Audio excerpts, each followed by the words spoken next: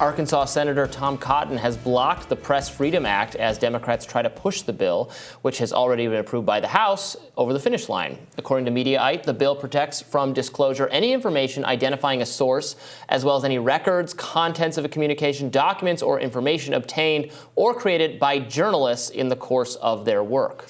The bill also protects select third parties from being required to provide testimony or any document consisting of a record or information that relates to a business transaction and a journalist.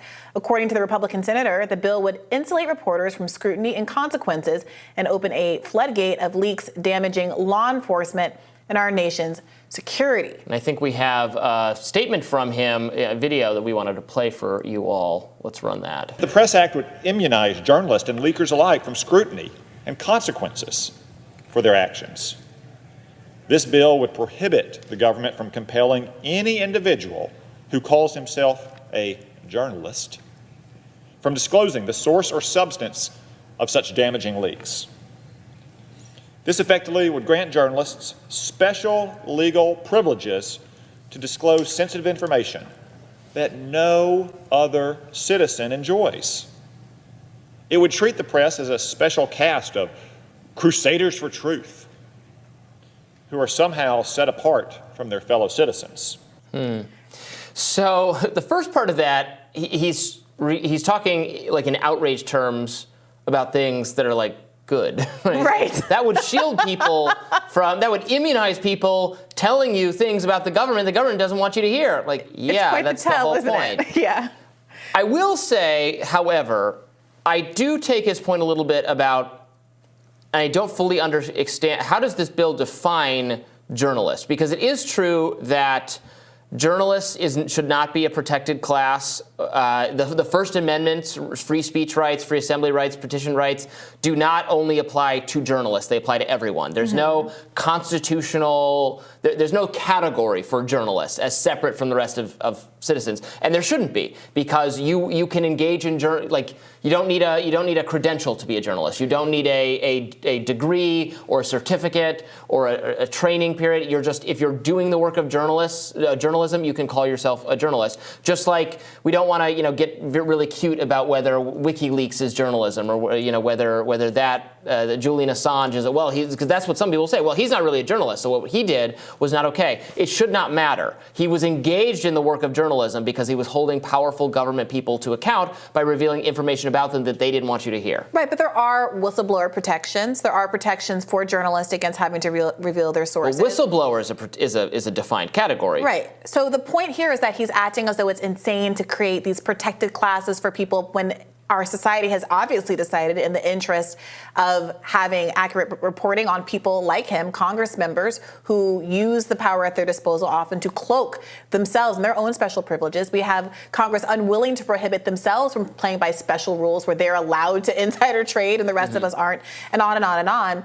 You're right. He's describing things that are very good as very bad, and apparently rather speciously pretending as though the bill doesn't contemplate some of the concerns that he's articulating and create exceptions. So Senator Ron Wyden of Oregon responded to Tom Cotton saying that the exceptions to make sure that we could protect our country were strong enough to get the support of 435 members of the House. I think that's a very good point. Yeah. This is a very bipartisan bill, and it almost passed the Senate, but for Tom Cotton's objection, it seems. And it's a really odd posture, it seems to me, to take for a party that has gotten so much traction and won so many hearts and minds over being the party that has painted itself as more proactive about protecting speech rights. This is a bipartisan pro-free speech bill that he's sticking his neck out over, saying, hey, I'm the lone person who's going to be against this. So I'm looking at the bill now, and I'm looking at how it defines journalist. This term means a person who regularly gathers, prepares, collects photographs, records, writes, edits, reports, investigates, or publishes news or information that concerns local, national, or international events or other matters of public interest for dissemination to the public. So it means a person who regularly gathers. So what exactly is the concern? That part out. So any whistleblower. Let's pretend that someone is marginally a journalist What is the concern? Because what this protects is the journalism, not whatever they also might have been doing or conspiring to do with some bad actors. So the concerns that were articulated about terrorism, violence, imminent threats, I think this is from I believe Congressmember Durbin. The Press Act, like he says, the Press Act, like recent Justice Department regulations issued by Attorney General Merrick Garland, accounts for these scenarios. It makes exceptions for information necessary to prevent or identify the perpetrator in an act of terrorism or to prevent a threat of imminent violence, significant bodily harm, or death. And it doesn't apply to foreign agents, terrorists, or journalists suspected of committing crimes.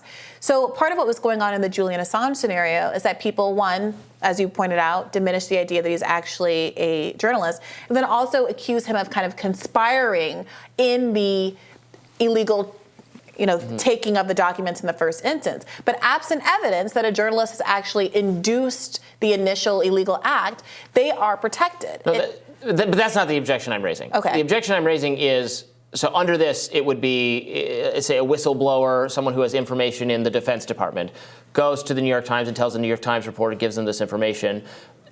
This bill, would stop the government from arresting the reporter for writing a story about it, or for not saying who the source is. But it would, because the New York Times reporter regularly gathers, prepares, et cetera. If the whistleblower just tells this to some random person who then publishes a blog post about it or something, I think my reading of this is the government could still come down on that person because that person is not a journalist. They're not someone who regularly engages in active journalism. They would be able to qualify as being a journalist. Well, right. So that's what I'm saying. I would change this to make it more strict, more to not specifically cover a protected group of people defined as journalists. Yeah. Well, look, we've been. I'm not sure that's what I think. Tom Cotton was raising that point to malign the bill without actually wanting to do that. But I would change it that way to just. Well, he doesn't seem to have a lot of respect for journalists needing this protection in the first instance. And it's worth pointing out that... I don't think journalists should have protections that other people don't. Well, the Freedom of Press Foundation Director of Advocacy explained that, quote, conservative journalists are often targets of government surveillance. 100%. And that most harassment of journalists isn't necessarily political. And that this strong anti-surveillance bill recognizes national security concerns and should be something that is appealing to people across the political spectrum. I mean, it clearly is. It passed the House with 435 votes. Right, votes. but here comes Tom Cotton. So what do you make of this as a political play? Tom Cotton is a different kind of Republican. He is a national security Republican. He's definitely not. He's interesting. He doesn't fit neatly into some of the boxes available because he's definitely not a never Trump Republican. He's not part of the new right. He's not exactly a neocon, I don't think, but he's more. I would say he's more pro the national security state. He's a big. The government needs all the power it needs to engage in to fight violence and terrorism and crime and et cetera. Remember, he was the send in the troops op-ed author. Send in the federal national troops. Yeah. He's not a limited government guy. I think this very much fits with his ideology. Look, as Trump once very famously said, sunlight is the best disinfectant. He might have been talking about it in the context of COVID, but it stands to reason that it's a very You're making a bleach drinking joke here? Just a little bit. I was having a little bit of fun. Look, it is true. Like, in people who are overly trying to protect the deep state when it has every resource at its disposal to keep it secret. I mean, there was a story just this past week about how the Pentagon has failed the last 5 audits and it can only account for something like 1/3 of the money that it's getting at the same time that it's about to get approved for this unprecedentedly large Routinely, the Pentagon has no idea what money spent in Afghanistan and in places like that was actually spent on. We need more eyes on this stuff, and we need journalists to be more protected to report on these kinds of things and the kind of disclosures that Julian Assange made public and for which he's currently being prosecuted. So I would say people engaging in journalism rather than journalists. Well, look, it's worth because noting. everyone can engage in journalism. It's worth noting also that we've been talking a lot about the Kevin DeLeon story in California. And those tapes were leaked by an unknown source to someone who published them on a blog. I had the guy who wrote that initial blog story on my podcast about a month ago when this all first broke.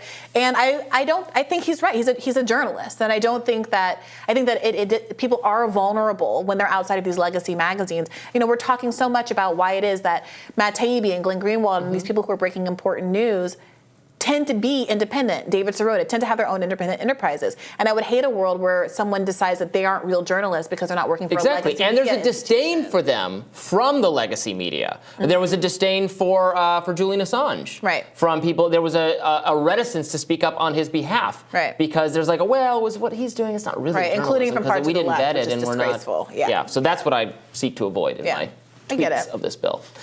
All right, that does it for us for today. We didn't even comment on our matching today. All right. Yeah. Looks blue. good. We had a blue day. Well, we hope you have a great weekend. We'll be back here next week for more festive coverage, the most festive coverage you've seen from us yet. Be sure to like, share, and subscribe so you never miss any content. And for those of you who prefer to listen while on the go, we are now available anywhere you listen to podcasts. Take care. Take it easy.